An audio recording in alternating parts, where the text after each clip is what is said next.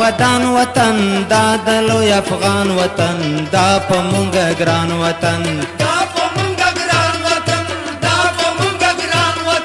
خاوره د غیرت د زلزلې لري طوفان لري غرونو کې بازان لري دا وطن ودان وطن دا د لوی افغان وطن دا په مونږه ګران وطن خاوره د غیرت د زلزلې لري طوفان لري غرونو کې بازان لري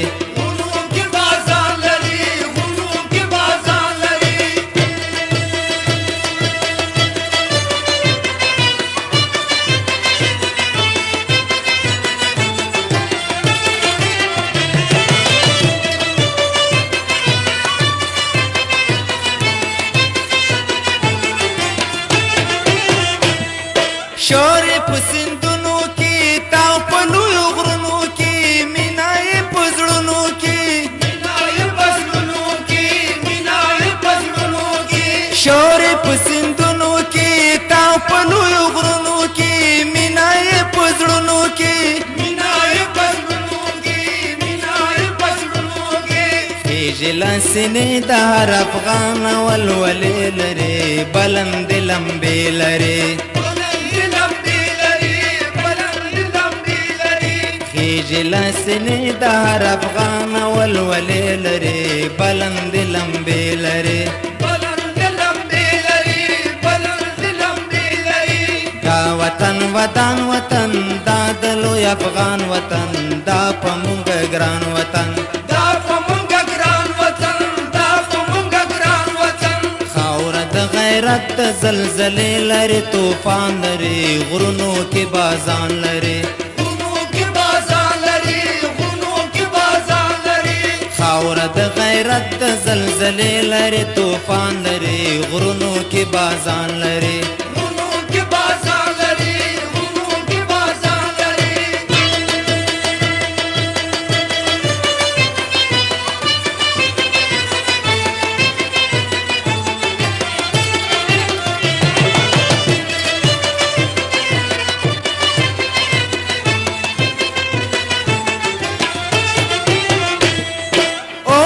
افغانان پکې نسل قهرمان پکې واړه سربازان پکې اوسې افغانان پکې نسل قهرمان پکې واړه سربازان پکې سارې د غرو چت سرونه له اسمان سره ننګوله ایمان سره سارې د غرو چت سرونه له اسمان سره ننګوله ایمان سره دا وطن ودان وطن دا د لوی افغان وطن دا په مونږه ګران وطن خاوره د غیرت د زلزلې لري طوفان لري غرونو کې بازان لري خاوره د غیرت د زلزلې لري طوفان لري غرونو کې بازان لري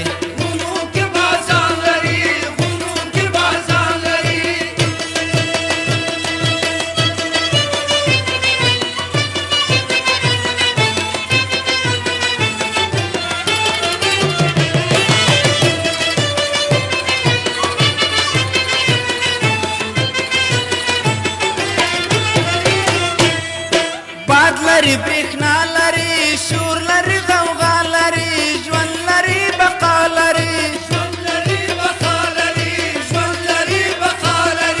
باد لري برېښنا لري شور لري غوغا لري ژوند لري بقا لري هر لویشته خاوره کعبه د افغانانو ته دې نوي ځوانانو ته لیدونکو درنو کتونکو ټولو ته سلامونه او نیکې هیلې د نړیوال افغان فعالینو پاڼې ته ښه راغلاست. نن موږ سره په خپرونه کې میرمن آریان یون مېلمه ده چې دوی سره د یو ځل تیر ځل یم پارلمان کې وکیله ده او یو ځل بیا ځان کاندید کړی ده او دې ته ښه راغلاست وایو. میرمن یون ښه راغلی خپرونې ته. بسم الله الرحمن الرحیم. ډیره زیاته مننه خور جانې تاسو ته او هم ټولو هغه افغانانو ته چې هغه په هیواد کې دننه او بهر دي سلامونه او نیکې هیلې وړاندې کوم. خدای وکړي چې ټول سوکاله او ارامه اوسي. ژوندی اوسئ. میرمن یون چې تاسو سره د 15 کلم چې تیر کړه په دې دوره کې اکثره خلک آشنایي لري په موزني که یو ځل بیا هم تاسو خپل ځان معرفي کړئ او د ډېر معلومات د خپل ځان په هکله ورکړئ بیا به وروسته نورو پوښتنو ته راسو. اولا زه آریان یون نومېږم او د ننګرهار ولایت څخه ولسي جرګې ته کاندیده یم. زه په 15مه هم ولسي جرګې نه استازیتوب مې کړی په ولسي جرګه کې د ننګرهار نه. د هغې بیا د 14مې دورې انتخابات چې وشول په 14مه دوره کې هم ما د ننګرهار استازیتوب کړی دی په ولسي جرګه کې. او اوس چې 15مه دوره پیل شوې ده د ولس په غوښتنه مو یو ځل بیا پارلمان ته ځان کاندید کړی دی او خپله چې یم تر ماسټرۍ کچې پورې مې زده کړې کړي دي او خپله د ننګرهار د خیوې ولسوالۍ یم او په ملګرو ملتونو کې مې د ختیځ زون کې مې د ملګرو ملتونو په برخه کې یعنې د ښځو په برخه کې سیاسي برخه کې مې د ښځو مسؤله وم. دغه راز امهات المؤمنین پوهنتون کې مې استادي کړې ده. د کومې جرګې چې په افغانستان کې تیر شوي د اولنۍ اضطراري لویې جرګې استازی وم. وروسته د اساسي قانون د لویې جرګې استازیتوب مې کړی او همداسې د وروسته ترسره شوي دي. په دې ټولو کې مې د ننګرهار د خلکو استازیتوب کړی او اوس هم د ولسي جرګه کې فعاله یعنې اوس هم برحاله وکیله یم د ننګرهار ولایت څخه. ډېر ښه. میرمن یون تاسې خپله مو ویلې چې په دا دریو دورو کې تاسې وکوئ په پارلمان کې اوس هم برحاله وکیله یاست. څه لامل شو ته تاسې یو ځل بیا ځان کاندید کړئ یعنې داسې؟ بله یو خو د ولس نه ډېره زیاته مننه کوم خپل ولسونو نه چې د هغې تشویق او مینه وه چې دوی زما نه بیا هم غوښتنه وکړه چې تاسو باید حتما دا ځل هم پارلمان ته ځان کاندید کړئ او ودرېږئ. او د بل خوا نه چون په افغانستان کې ستونزې او مشکلات ډېر دي نو موږ په پارلمان کې شعوري خویندې ضرورت لرو ځکه هلته ډېر ستونزې دي په پارلمان کې. که موږ وګورو هلته مثلا د افغانستان ضد کسان هم کیدای شي پارلمان ته راشي او لکه مخکې دورو کې چې هم همدغه راز بهرني هیوادونه مخصوصا زموږ ګاونډي هیوادونه د افغانستان په کورنیو چارو کې ډېر دخیل دي او مداخله کوي نو دوی هم کیدای شي ځینې کسان سپورټ کړي او پارلمان ته راولي. نو د دغه ټولو په مقابل کې د هغه کسانو په مقابل کې چې بالاخره زما د هویت زما د هیواد زما د کلچر زما د دین سره مخالفت کوي د دې ټولو مسایلو په مقابل کې باید موږ داسې کسان ولرو چې د خپل هیواد او د خپل ملي ارزښتونو څخه دفاع وکړي. نو ځکه زه مجبوره وم چې یو ځل بیا ودرېږم تر څو د هغه کسانو مخه موږ ونیسو چې هغوی غواړي زما ولس ته یا زما وطن ته او زما ملي ارزښتونو ته زما هویت ته تاوان رسوي. نو موږ باید یو ځل بیا قرباني ورکړو او پارلمان یا ولسي جرګې ته ورشم تر څو د دغه کسانو مخنیوی وکولی شو. ډېر ښه. میرمن یون تاسو وویلې چې تاسو د خپلو د هیواد د ملي ارزښتونو نه د دفاع لپاره یو ځل بیا راغلی او دې میدان ته مو راودانګل او ځان هم کاندید کړ. څه فکر کوئ چې تاسو په خپله تاسو خپل له نظره څونه تاسو کامیابه وئ د ملي ارزښتونو د ترلاسه کولو په برخه کې یعنې په په دا تیره څو دورو کې چې د ملي ارزښتونو نه دفاع وکړي او د خلکو په مقابل کې چې تلې په افغانستان کې په فساد کې لاس لرلی د ستونزې پیدا کړي دي دغو په مقابل کې مو څونه توانېدلي یاستئ چې خپل غږ اوچت وساتئ او څونه مو توانېدلي یاستئ چې دغو مخه ونیسئ؟ بله یعنې سره د دې چې ستونزې او مشکلات ډېر وو یعنې خو بیا هم موږ ډېر کوشش کړی چې د هغو په مقابل کې موږ لکه د په شان ودرېږو. یعنې په دې مسایلو کې اول خو زما ولس قضاوت کوی شي چې هغې قضاوت وکړي چې آیا په دې 12 کالو کې ما خاص تازیتوب کړی آیا د ملي ګټو څخه ما دفاع کړې کنه خو زه هم ویلی شم چې تر ډیره حده زه د ستونزو سره ډیره مخامخ شوم ځکه چې هغه کسان چې واقعا ملي ګټو ته د افغانستان یا ارضي تمامیت ته د افغانستان ژمنو هغه موږ په پارلمان کې درلودل او موږ ډیر یو وړوکی ګروپ چې دې مسایل کې به کلک ولاړو نو ځکه ستونزو او مشکلاتو سره ډیر مخامخ شوي خو د پروردګار نه په دې شکر ګزار یم چې هغه اخره نتیجه چې هغه به ښه وه چې ښه مثال یې موږ ویلی شو لکه د ملي هویت موضوع چې وه په تذکیرو کې یعنې په دې کې موږ د ډېرو ستونزو سره مخامخ شو ځکه موږ په ولسي جرګه کې په ډېر اقلیت کې وو اول ته خو تاسو پوهېږئ چې ټول مسایل د رایګرۍ په واسطه کېږي نو هلته چې 50 جمع یو هر طرف پوره کړه هماغه مسله د منلو وړ ده خو بل موږ دومره یعنې بالاخره مبارزه وکړه چې دغه موضوع د پارلمان څخه پاس کړه د مشرانو جرګې همکاري وه او هغه ګډ کمیسیون چې جوړ شو د دواړو جلسې د ولسي جرګې او د مشرانو جرګې لخوا هغې کې هم موږ ډېر کوششونه وکړل خو وروسته د ډېرو زحمتونو موږ وتوانېدو د تذکیرو کې موږ په تذکیرو کې موږ کولی شو چې دا بالاخره پاس کړو نو دغه ستونزو مشکلاتو سره ډیر مخامخ شوي ځکه چې بیا هم زه وایم چې تعداد هم کم دی اما کوشش ډیر کوو چې بالاخره نتیجې مثبته اوسي او دا لاسته راوړنې هم موږ ته راځي چې دا یو نمونه ده چې ما تاسو ته اوس دا موضوع تاسو سره شریکه کړم همداسې نور ډیر مسایلو چې مبارزه یې غوښتله تکلیف یې غوښته ستړیاوې یې لرلې خو بالاخره لاسته راوړنې بیا مثبت وي او خپله په راتلونکي کې بیا هم تاسې بریا غواړم یعنې تاسې دغه د خپل ولس او د خلکو مینه وه چې تاسې بیا دې ته وهڅولی چې یو ځلې بیا ځان کاندید کړې بس بریالی اوسئ هم د ولس مینه او ملاتړ او هم د خپل وطن او ولس سره مینه وه چې ما خپله شخصا زه لرم د افغانستان سره او د خپل هیواد سره نو بالاخره همدغه ټول مسایل باعث د دې شو چې موږ وکولی شو خپل هدف ته ځان ورسوو ډېر ښه مېرمن یون که سره له دې چې تاسو څه ناڅه د خپلو خبرو کې د خپلو برنامو ته هم لږ اشاره وکړله چې څه کوئ که داسې په مشخصه توګه د خپلې برنامې راته تشریح کړئ چې د راتلونکو 5 کلونو لپاره چې که تاسو په خیر سره بریالۍ سئ څه پروګرام لري څه پلانونه لري او برنامې مو څه دي اول خو من حیث د دې چې یو کاندید یم او د ولسي جرګې هغه اساسي دندې چې په اساسي قانون کې مشخص شوي دي اول غواړم هغو ته یو اشاره وکړم چې په هغې کې د اساسي قانون د مخې نه هغه 3 مهمې وظیفې چې د یو وکیل دي هغه دا چې یعنې موږ باید د حکومت په اعمالو باندې نظارت وکړو یعنې هغه مثبت خواوې چې حکومت ولس ته وړاندې کوي هغه باید تایید خو هغه کم منفي اړخونه چې دي د هغه په مقابل کې کلک ودرېږو دویمه برخه که موږ وګورو د بودیجې تصویب دی چې په هغې کې تل موږ کوشش کړی دی چې د ننګرهار دپاره ښه بودیجه ولرو او هغه ځایونه چې یا هغه برخې که هغه د لوړو زده کړو په برخه کې دي معارف په برخه کې دي یا د امنیت په برخه کې دي هغه څه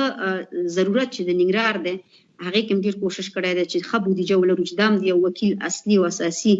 دندې دي د قانون اساسي د مخې نه چې باید بودیجه تصویب کړي او بل دا چې مهم تر ټولو د قوانینو جوړونه ده چې په هغې کې زه ډېر کوشش کوم چې د افغانستان ملي ګټې په نظر کې ونیسو اسلامیت په نظر کې ونیسو او هیڅ داسې شی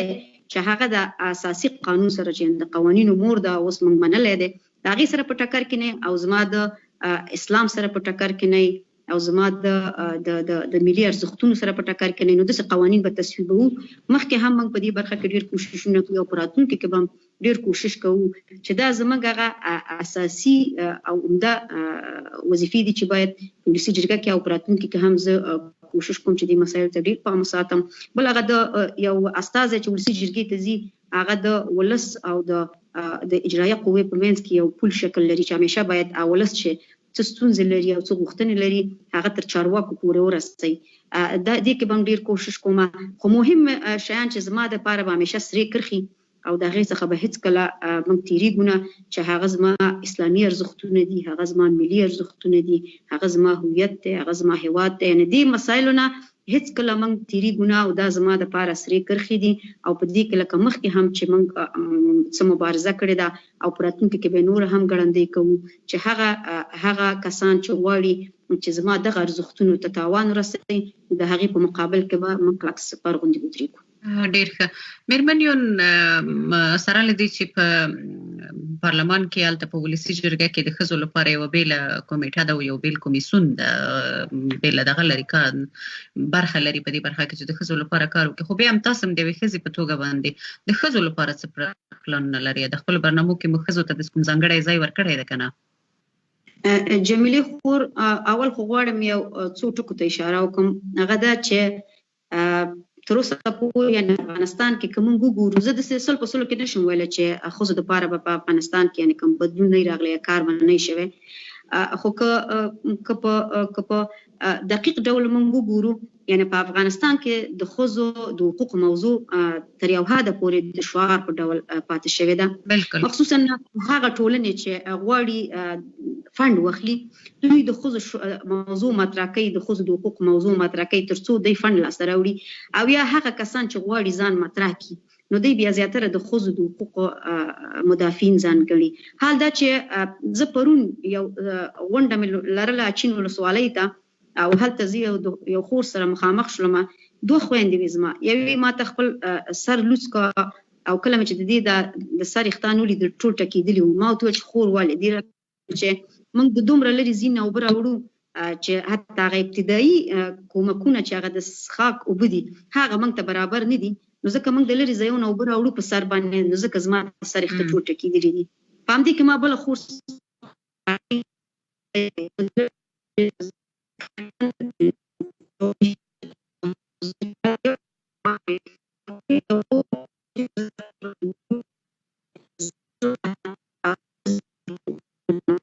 بیخي پلی شوی وي نو د ښځو حقوق موضوع شي نو په دې 14 کالو کې کوم یعنی څومره پیسې د ښځو په نامه راغلي او افغانستان کې مصرف شي خو نن زما د وطن ښځه تر اوسه پورې ابتدایي سهولت چې د دې لپاره د څښاک اوبه دي هغې ته دا لاسرسی نه لري نو زه وایم چې که څوک غواړي د ښځو دپاره کار وکړي نو اول باید د لرې پرتو سیمو څخه خپل فعالیتونه شروع کړي ستونزه په لرې پرتو سیمو کې ده که نه مرکز کې دونه ستونزه به یې یعنې خو ستونزه په لرې پرتو سیمو یعنې زموږ په مراکزو کې یعنې د ولایت په مرکزونو کې او په کابل کې یعنې نسبتاً سهولتونه شته د خویندو دپاره خو هغه لرې پرتې سیمې کې چې هلته ښځه تر اوسه پورې په دې نه پوهېږي د ښځو حقوق یعنې څه هغې ته هیڅ کار نه دی شوی او موږ تل خپل په ویناو کې کله چې ملاقاتونه وي همیشه هم د ښځو چارو وزارت نه او هم هغه ټولنې چې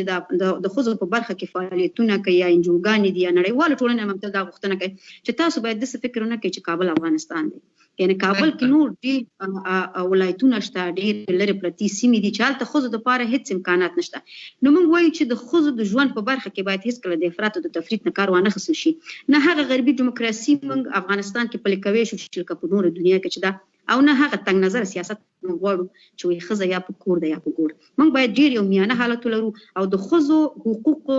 دپاره کار کول موږ په طبي ډول غواړو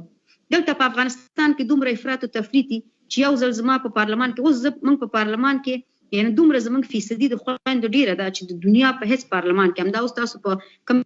چې ژوند کوي CVJ نوم راته خو تاسو وګورئ هلته دومره خویندې زموږ نشته په پارلمان کې یا په ولسي جرګه کې چې لکه افغانستان کې چې دي خو دا زه وایم چې دا مقطعي نه وي که چېرې سبا دا نړیواله ټولنه نه وي بېرته زه فکر کوم چې یوه خور به په پارلمان کې ونه ګورئ نو زه وایم چې که په طبي شکل موږ رشد وکړو او هغه خپل حق او حقوق ته ورسېږو او دنیا هم خپل ولس دې ته قانع کړو ذهنونه دې ته جوړ کړو چې ښځه باید ومني او ووایي چې دا د ځمکې په سر یعنې یو په نړۍ کې نیمه برخه زموږ خویندې یعنې دا باید زور نه وي چې یو څوک وي چې دوی باندې دا زور ورباندې راولي چې ښځې ته احترام وکړي او د ښځې حق ورکړي بالکل زور نتیجه نه ورکوي افغانستان کې نو موږ باید هغه ذهنونه دې ته آماده کړو چې دوی د ښځو حقوق وپېژني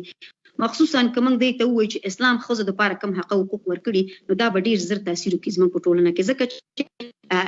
کوم حق او حقوق چې اسلام خویندو ته ورکړي زه فکر کوم چې هغه به په نړۍ په هېڅ قانون کې او په هېڅ دین کې هغه احترام او هغه حقوق د خویندو لپاره زه فکر کوم چې هغومره حقوق به نه خو صرف دا ده چې هغه د اسلام نه دی غلط برداشت کوي او دوی هغه پلي کولو کې دوی غلطي کوي که نور که موږ وغواړو چې د اسلام په چوکاټ کې او د اسلام په اصولو په بنا او د افغاني کلچر په چوکاټ کې موږ د ښځو لپاره په افغانستان کې کار وکړو. یعنی میرمن یون بخښنه غواړم، یعنی تاسې لکه څنګه مو چې خپله وویلې د لرې پرتو سیمو ښځې مو یادې کړلې، حتما تاسې د دوی لپاره څه خاص پروګرامونه په دې خپل برنامو کې لرئ؟ ولې نه خور، زه همیشه چې په تماس کې یم، ما دومره د ښار خویندو سره تماس مې نشته لکه زما د لرې پرتو سیمو د ولسوالیو خویندو سره. یعنی ځکه زه دوی سره د نږدې نه ناسته یم، زه د دوی د مشکلاتو نه خبر یم. په ننګرهار کې اولنۍ ټولنه چې جوړه شوله په ننګرهار کې، نو هغه زموږ د فعالیتونو چې هغه وخت زه په ملګرو ملتونو کې وم، نو ډېر کوشش مې وکړ چې اولنۍ ټولنه د ښځو ما په ننګرهار کې جوړه کړه، ښځو د سوکالۍ ټولنه وه چې په هغه خویندې چې موږ راټولې کړې او په دې کې سره کېنولې، او اولنۍ ټولنه وه. او یو مجله د ناید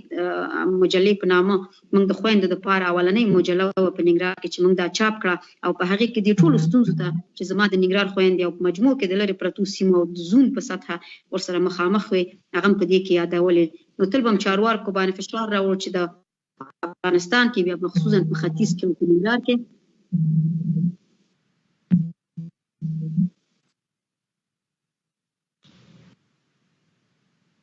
بله میرمن یون.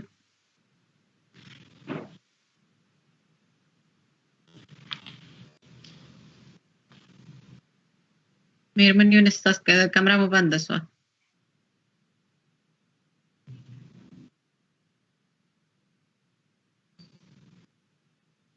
میرمن یون د ما غږ اورئ؟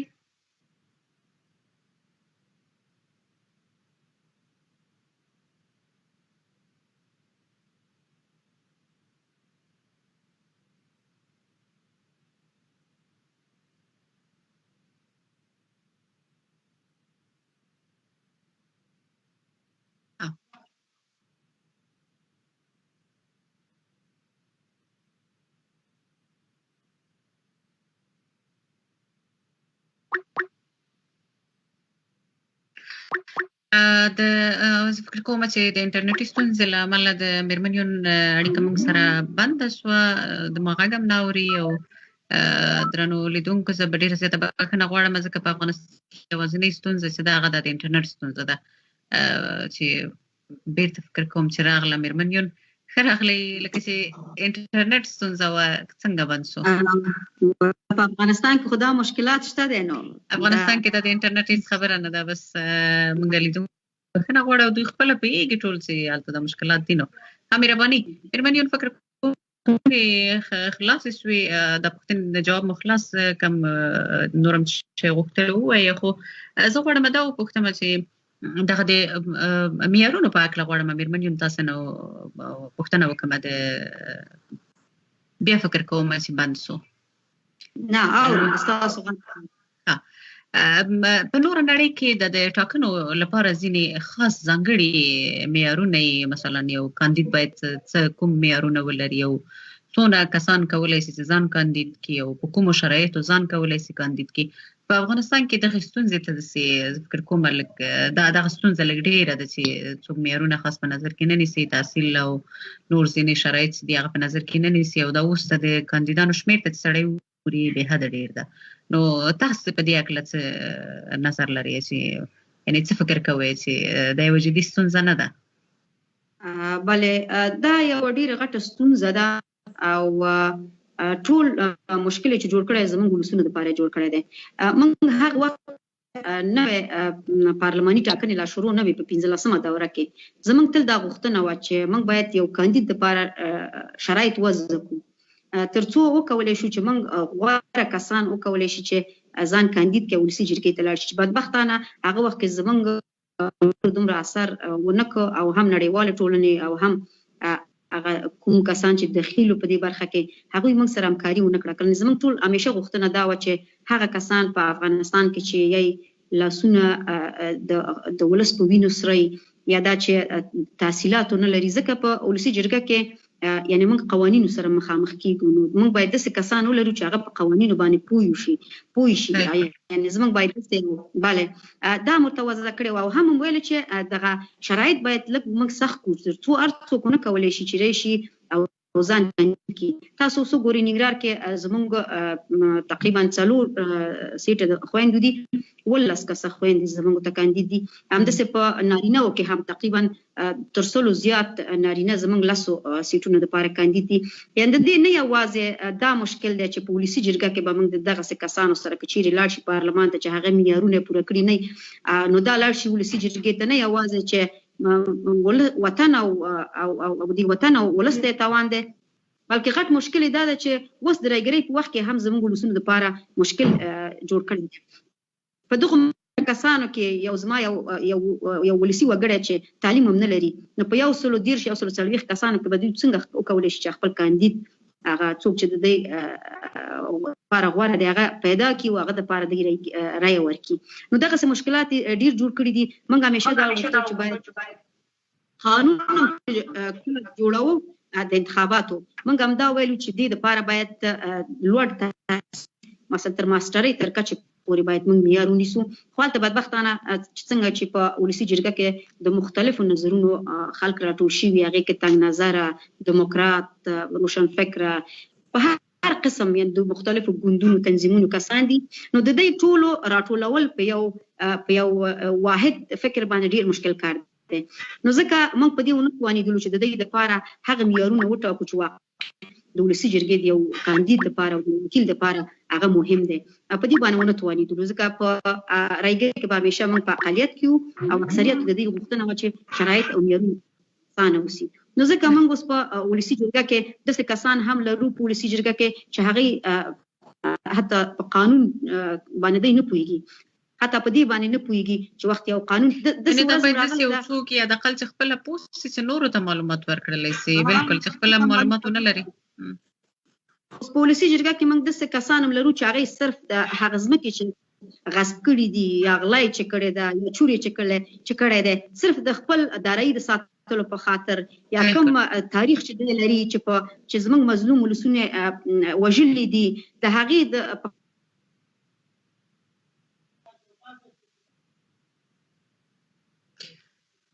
درنو لیدونکو درنو اوریدونکو مېرمنیو نه فکر کوم چې بیا موږ سره اړیکه قطع سوله به زه هم تاسې نه به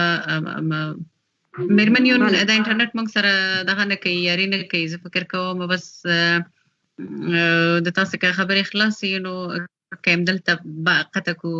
خلاصې کو خبرې ښه به ځکه انټرنیټ هم ستونزې لري او تاسې به همالته به ناوخته م یې او کار هم لرئ او زه پوهېږم چې دا د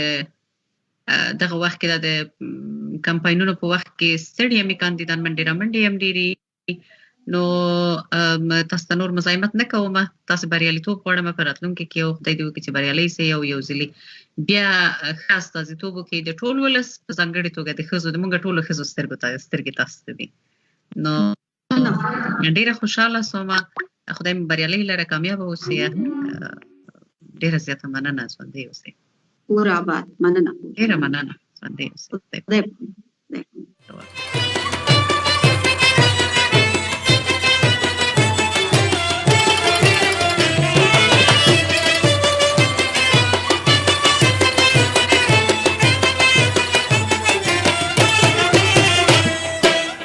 وطن ودان وطن دا د لوی افغان وطن دا په مونږ ګران وطن دا په مونږ ګران وطن دا په مونږ ګران وطن خاوره د غیرت د زلزلې لري طوفان لري غرونو کې بازان لري دا وطن ودان وطن دا د لوی افغان وطن دا په مونږ ګران وطن خاوره د غیرت د زلزلې لري طوفان لري غرونو کې بازان لري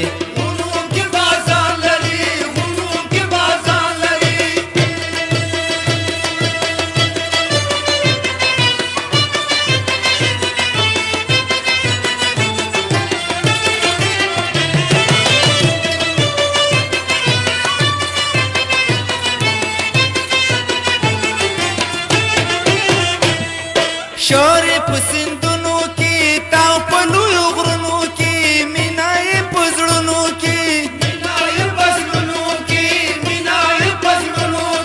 شورې په سیندونو کې تاو په لویو